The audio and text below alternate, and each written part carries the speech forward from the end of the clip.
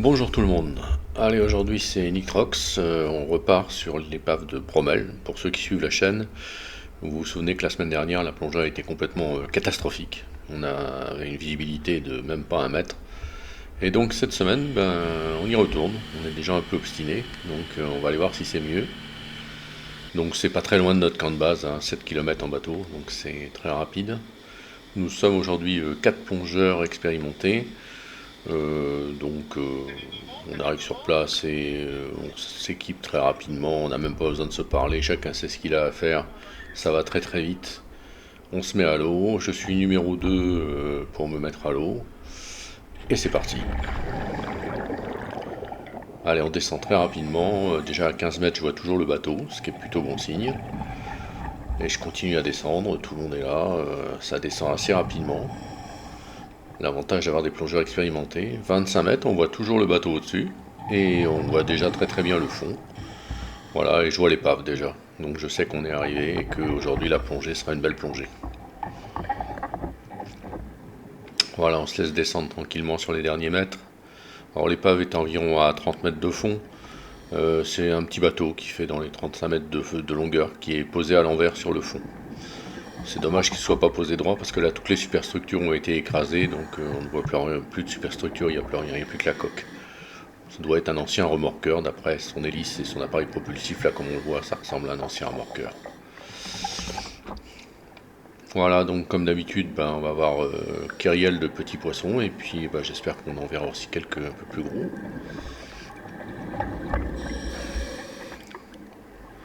Donc on a commencé par l'arrière à droite du bateau, on va vers l'avant. L'étrave est bien abîmée, hein, c'est bien dégradé. Moi j'y suis venu sur cette épave l'année dernière et je me souvenais pas que c'était aussi dégradé. Et voilà, sur le côté, je sais qu'il y a une grande ouverture par laquelle on peut entrer. Alors bon, les épaves, c'est toujours délicat d'y entrer, mais bon, je tente le coup. Il y a toujours des grosses pastenagues normalement dans le fond de ce trou là, donc je vais aller voir. Par contre, dès que je rentre, je me rends compte que l'épave a dû s'affaisser parce que c'est vraiment très étroit. C'était moins étroit que ça dans mon souvenir. Et puis les pastenagues, elles sont pas là. Et puis je vois que l'épave s'est vraiment beaucoup dégradée. Là, c'est un vrai champ de mine, hein. Il y a des ferrailles coupantes partout, il y a des pieux, et puis semble-t-il des morceaux de plafond qui se sont effondrés.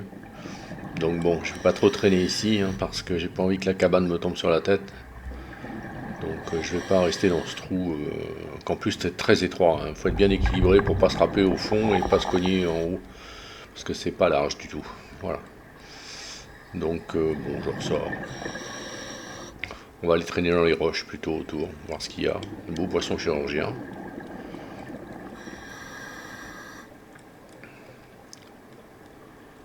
L'eau est vraiment superbe aujourd'hui. Il y a un peu de particules quand même qui flottent, hein, 150 bars, bon, ça va, il y a de la marge. Il y a un peu de particules, mais par contre l'eau est belle. Là, les chirurgiens, on les dérange vraiment pas, hein, c'est étonnant, mais là, je suis à 50 cm et bon, ils continuent à brouter tranquillement. Ils se déplacent de 50 cm, puis ils recommencent leurs activités, on les dérange pas du tout, hein. Ils doivent être habitués à avoir des plongeurs, je sais pas. Voilà, donc on fait notre petit tour d'épave, deux trois petits tours, et puis ça va être un petit tour dans les roches à côté. Quelques bancs de poissons, donc il y a des sars beaucoup. Chirurgiens toujours, des cérioles aussi, on en voit quelques-unes.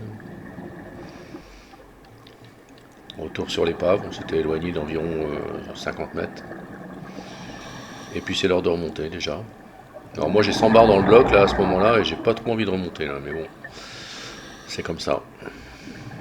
L'eau est à 18 degrés donc il y en a qui n'ont pas trop chaud non plus. Et au palier on a un petit visiteur là qui vient nous voir, qui arrive de loin. Voilà, c'est une belle méduse avec sa cortège de petits poissons qui vivent dans les tentacules.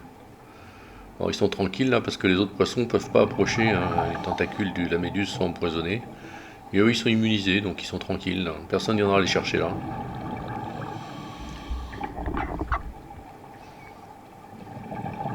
C'est assez gracieux comme animal. Et puis une autre plus bas, en dessous de nous. La même espèce semble-t-il. Voilà, donc la méduse n'est pas un animal très difficile à photographier, pas très rapide.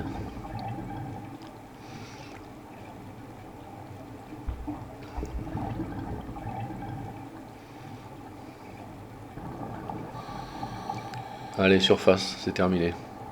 Le palier est fini, on remonte.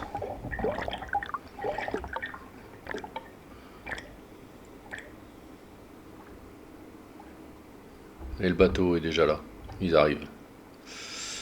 Et voilà. Donc la semaine prochaine, on part sur un autre site plus spectaculaire. J'espère qu'on aura de la belle eau comme ça. Et si c'est le cas, je pense que on aura une belle vidéo. Allez, bye bye, à la prochaine.